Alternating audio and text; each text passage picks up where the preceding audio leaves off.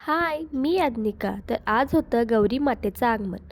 गणपती बाप्पा बुद्धी व विघ्नहर्ता, तर गौरी मातेचे आगमन म्हणजे संपन्नता व सौख्य. म्हणून गणपतीनंतर गौरी बसवणे ही आनंद व श्रद्धेने केली जाणारी परंपरा आहे. ही परंपरा कोकण आणि महाराष्ट्रात फार जुनी आहे. पुराण कथानुसार गौरी म्हणजे महालक्ष्मीचं रूप.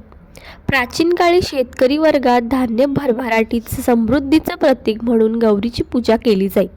नंतर ती गणपती उत्साहाशी जोडली गेली. गौरी बसवण्यामागचं कारण म्हणजे समृद्धी आणि ऐश्वर्याचं आगमन.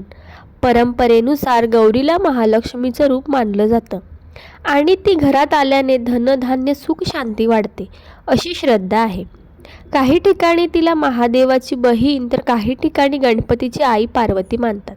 त्यामुळे गणपतीनंतर गौरीचं आगमन करून तिची पूजा केली जाते. तुम्हाला कसं वाटलं आमच्या गौरी मातेचं आगमन? नक्की कमेंट करा आणि लाईक करायला विसरू नका. भेटूया नेक्स्ट व्लॉगमध्ये. Bye bye.